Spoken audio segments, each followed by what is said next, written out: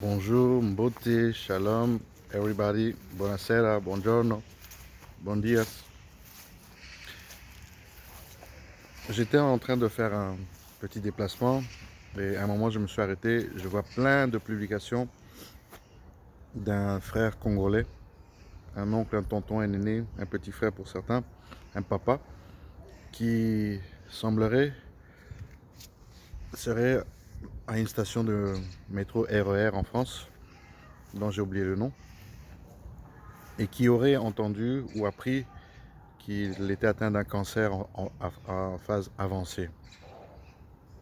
Il semblerait qu'il serait avec son épouse et avec un enfant. Je ne sais pas si c'est un de leurs enfants, c'est bien probable. Et que lorsque le RER ou le train, qui est un RER aussi, arrivait, il s'est jeté et après constat, décédé sur le coup. Certainement il s'est dit, le cancer est avancé, il est trop tard, il n'y a plus la peine, il n'y a plus de possibilité pour moi et que c'est fini, les médecins ne pourront rien faire et voilà. Tout d'abord, toutes mes sincères condoléances à son épouse s'ils étaient mariés, ou sa femme ou sa compagne, ses enfants, sa famille et tous les autres membres de près ou de loin. Et ce n'est pas facile. Les mots ne seraient suffisants pour compatir, pour consoler. Il n'y a que le Seigneur Jésus, le Prince de paix, qui dans Jean chapitre 14 a dit « Je vous donne ma paix, je vous laisse ma paix, et je vous la donne comme le monde ne peut pas vous la donner. » Il a laissé et il a donné. Et nous interpeller au travers de cela pour dire simplement « Cher ami, cher frère, papa, tonton, grand frère, grande sœur, petit frère, petite sœur, enfant, fille, fils, peu importe, être humain que nous sommes, quel que soit ce que la médecine nous dit, nous donne comme diagnostic, comme résultat, par rapport à des tests, par rapport à des examens qui ont été faits, la médecine du monde, elle a ses limites. Elle peut voir des choses, elle peut constater des choses. Mais nous avons un médecin par excellence, un concessionnaire. Vous savez, lorsque une voiture est en panne, quelle que soit l'électronique aujourd'hui, que ce soit les marques qui sortent des voitures électriques avec tous des composants électriques à tout niveau, avec des détecteurs partout. Lorsqu'il y a un problème, on retourne chez le concessionnaire qui connaît le numéro de série, qui connaît la marque. Avec les ordinateurs de bord, on arrive à reprogrammer la voiture. Et même à distance aujourd'hui, avec certaines marques dont je ne vais pas citer pour ne pas faire la pub, qui arrivent alors avec un accès dessus, pouvoir programmer, reprogrammer à distance. Si la mécanique, l'intelligence humaine ou artificielle peut aller changer, opérer, remettre à jour, faire un update, à bien plus forte raison, le créateur du ciel et de l'univers, qui nous a conçus, qui nous a créés, ne serait-il pas capable de restaurer, de guérir? Ne serait-il pas capable de faire un miracle?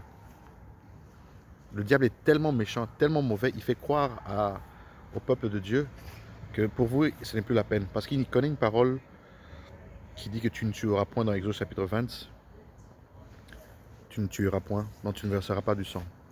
Dans le jardin d'Éden, Caïn a tué son frère Abel, le sang d'Abel a crié.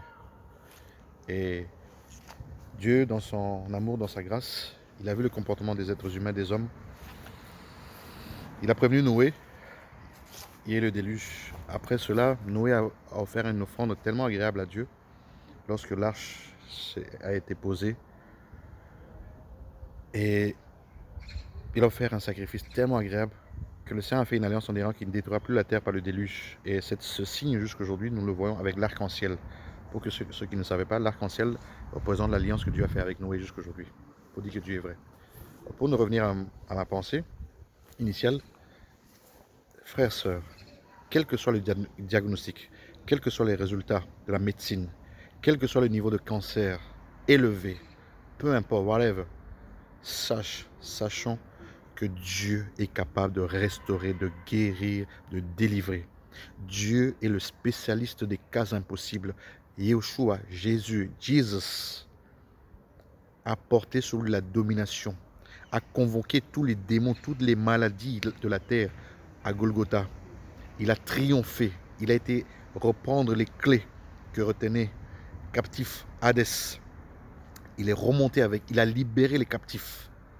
Et c'est par ces meurtrissures que nous sommes guéris. et qu'a fait qu'au nom de Jésus, tout genou fléchisse et toute langue confesse qu'il est Seigneur. La maladie, le cancer avancé, peu importe, c'est une maladie, c'est un nom. Mais il y a un nom sous le ciel qui nous a été donné, le nom de Yoshua, de Jésus, de Yeshua, qui est capable de guérir toutes sortes de maladies, sans exception, je vous le dis. On a déjà eu des cas de situations dans des prières entendues ici et là, dans le monde entier, où des gens ont reçu des miracles extraordinaires, des sida qui ont maladie, des maladies de sida qui ont disparu, cataracte, problème de dos, problème de hanche, problème de ceci, problème de cela, des situations compliquées. Moi-même dans ma vie, j'ai eu à expérimenter la grâce de Dieu en priant pour des cas différents. Je ne veux pas les énumérer ici, par rapport à ce que j'ai goûté à la bonté de Dieu sur des gens pour qui on a prié, où le Seigneur a guéri. Une jeune dame qui est venue une fois à l'église, elle avait été frappée la nuit, elle ne savait plus entendre ni parler, elle est venue, on a prié, Dieu a débloqué, elle n'entendait plus rien, ne parlait même pas. Des collègues au travail qui avaient des douleurs atroces au dos, ils ont été voir des kinés, ils faisaient des séances et tout ça, on a prié, des douleurs des dos qui ont disparu, des douleurs de bras qui ne s'arrêtaient pas après des séances de kiné, de visite à la médecine où ils ne voyaient rien, mais les douleurs étaient là. On a prié pour ces cas-là, le Seigneur a délivré. D'autres situations où, par exemple, on avait notre fille qui était dans le ventre de sa maman. Et lorsque, une fois, sa maman est tombée à cause d'une attaque spirituelle, l'enfant ne respirait plus, ne bougeait plus. J'ai imposé les mains. Le Seigneur a ramené cet enfant à la vie. Notre fille.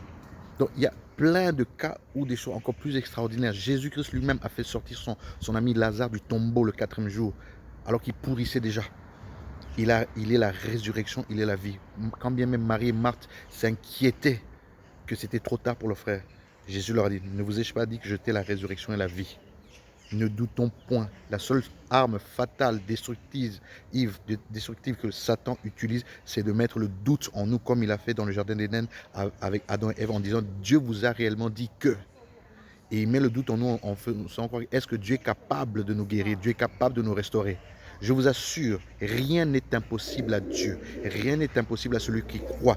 Tout est possible. Ne te laisse pas emporter parce que la médecine, la science, la technologie, les appareils, simplement, ont dit que, ont montré que Dieu, il est la résurrection, il est la vie. Il appelle à l'existence ce qui n'existe pas. Ézéchiel a prophétisé sur les ossements desséchés. Ça a repris forme. La vie est revenue. Donc, pour les prochains cas, partagez cette vidéo, transmettez à vos connaissances, vos amis qui sont dans la dépression, qui ne croient plus que c'est possible, qui sont dans des maladies, dans des situations précaires, difficiles, qui croient que c'est fini pour eux, qui sont désespérés. Dites-leur que Jésus guérit, Jésus restaure, Jésus apporte la vie là où il y avait la mort. Il est la lumière du monde, il est le chemin, la vérité et la vie. Il est la boussole par excellence, il est le carrefour par excellence, il est l'alpha et l'oméga. Il est celui qui apporte la guérison dans les cœurs blessés, abattus, déchirés. Nous tous, nous venons des situations, nous sommes des rescapés de guerre, nous sommes des gens qui sont sortis dans des situations malgré la belle apparence que nous avons, la belle apparence extérieure. Mais ce qui est caché, personne ne pouvait le voir, à part le Seigneur lui-même qui est venu toucher là où la médecine, les médecins, la famille, les proches n'ont pas pu. Ni le mariage sauvera, ni un homme, ni une femme, ni le travail, ni une propulsion professionnelle, politique et autres. Il y a des gens qui sont possédés, ayant des postes, ayant des situations professionnelles élevées, politiques, sont possédés. Alors simplement pour dire, rien n'est impossible à celui qui croit. Toute personne qui se trouve en dépression, maladie, en situation difficile, surtout dans les temps dans lesquels nous sommes, sachant que Jésus-Christ est bel et bien vivant. Le panier circule encore. Le panier de la grâce. Saisissons ce panier-là et prenons-le avec nous. Invitons le Seigneur Jésus-Christ dans notre cœur parce que dans Apocalypse chapitre 3, verset 20, la Bible dit qu'il frappe à la porte de notre cœur. Il veut entrer, il veut souper avec nous et lorsqu'il rentre dans ta vie, lorsqu'il soupe avec toi, tu retrouves la vie, tu retrouves la joie, tu retrouves l'espérance. Et dans Jérémie chapitre 29, verset 11 à 13, il dit à tout le monde, je connais les projets de paix et de bonheur que j'ai formés sur vous afin que vous ayez de l'avenir et de l'espérance. Le Seigneur a un plan pour nous. Et dans Proverbes chapitre 8, versets 16 à 17, il dit « J'aime ceux qui m'aiment et ceux qui me cherchent me trouvent. Avec moi sont la richesse et la gloire, les biens durables et la justice. » Jérémie 33, 3, il dit « Invoque-moi et je te répondrai. » Le Seigneur est tellement bon, tellement vivant. Si tu l'invoques dans ta chambre, tu rentres dans ta chambre. Matthieu chapitre 6, tu le pries, tu l'invoques, il viendra. Car quiconque invoquera, Romains chapitre 10, le nom du Seigneur sera sauvé. Car Dieu veut que tout le monde soit sauvé. 2 Timothée 3, il veut que tout le monde soit sauvé et parvienne à la connaissance de la vérité. Il y a une seule vérité. Tout chemin mène à Rome, mais tout chemin ne mène pas au ciel. Il y a un seul chemin, c'est Yeshua, Jésus, Jesus, le mort et le ressuscité. Je ne parle pas de Jésus blond aux yeux bleus, le cinématographe, l'acteur cinéma. Non, je parle de celui qui est esprit. Car Jean chapitre 4, il veut que tous les hommes sur la terre l'adorent en esprit, en vérité, car ce sont là les adorateurs que le Père demande.